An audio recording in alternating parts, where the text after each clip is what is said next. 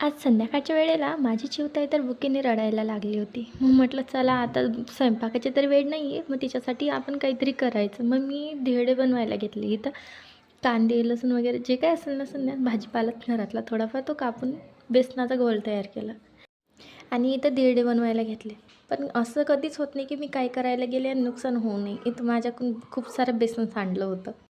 तर इथं मी तव्याला तेल लावलं आणि कांद्याने अलगद सऱ्या तव्यावर तेल पसरवून दिलं आणि चमच्याच्या मदतीने हळूहळू सर्व बेसनाचं बनवलेलं बॅटर मी तव्यावर टाकत होते.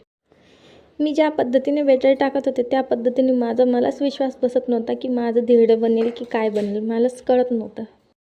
कसं का होईना शेवटी इथं माझं धिरडं बनवून तयार झालेलं होतं. विचित्र आकाराचं झालं होतं आणि थोडंसं जळलेलंसुद्धा होतं, पण बनलेलं होतं. याचीच मला सर्वात जास्त खुशी झाली होती. एक धिरडं माझं व्यवस्थित बनलेलं बघून ओव्हर कॉन्फिडन्समध्ये येऊन बाकीचे धिरडेसुद्धा कसेबसे बनवून घेतले. तसं धिरडे आमच्या मॅडमची फेवरेट डिश. तर इथं खूप सारे जंतू यायच्या नंतर माझे धिरडे बनून रेडी झाले होते. गॅस आणि किचन वाट्याची अवस्था तर तुम्ही बघूच शकता. तर मी घातलेला धिंगाणा आवरून मी इथं धिरडे घेऊन आले होते. बघते तर मॅडम आईची केस विचारण्यात बिझी होत्या. मग ते झालं की लगेच मी माझ्या हाताने तिला धिरडे खायला घातले. तर मॅडम लांब लांब पडायला लागल्या होत्या. आमच्या मॅडमला दुसऱ्याच्या हाताने काहीच नको आहे. खातील तर स्वतःच्या हाताने, जे तिला आवडेल तेच. मग काय मी सोडून दिलं आणि चिवताई तिच्या हाताने खायला रेडी झाली. तिचं खाणं कमी आणि नासधूस जास्त राहतं, पण काय तिच्या हाताने खाल्लं तेच चांगलं.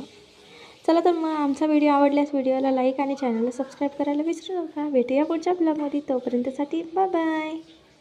C you soon.